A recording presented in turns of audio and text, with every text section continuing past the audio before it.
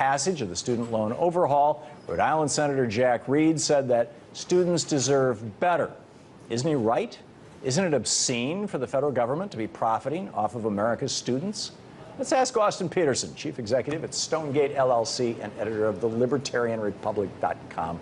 Austin, welcome back. Tom, yes, and it looks as if we agree on this issue. I absolutely believe this is ludicrous. The government should have no business in making profit off of students. It should not be in the business of offering student loans whatsoever.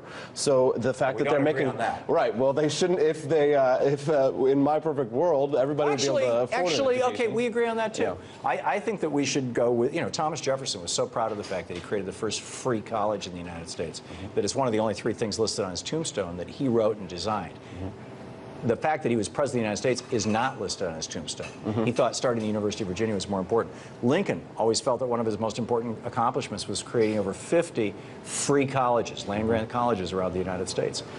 Prior to the Reagan administration, college was, if not free in most parts of the United States, so affordable that people could work a summer job and pay their tuition. Student loans were pretty much unheard of, except for people who wanted to go on to become doctors. But Tom, now we have this big problem in the United States today where we have an actual rich billionaires don't pay taxes. No, it's a bubble. We've created this student loan bubble, and what a bubble is just like with the tech bubble or the housing bubble, it's all a matter of hype. Everything is all about hype, and people have hyped up college degrees now to a point where everybody thinks that they need to go get a college degree.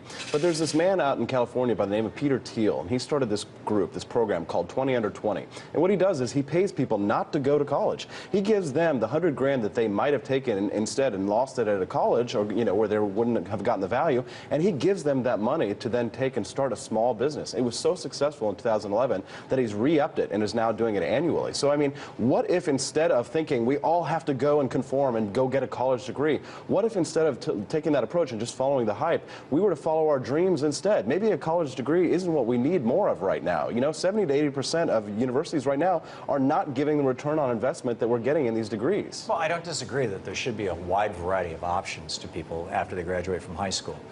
And college should be one, trade school should be one. I think it's great, a step into entrepreneurship, and if you want, the society, if you want our government to give everybody $100,000 if they want to become an entrepreneur, let's start the Small Business Administration doing what it was originally conceived to do, loaning money to people to start small businesses. I mean, it certainly is spending enough. Right now, you've got big, giant corporations getting multi-hundred million dollar loans from the Small Business Administration that could easily have turned into tens of thousands of $100,000 loans to individuals.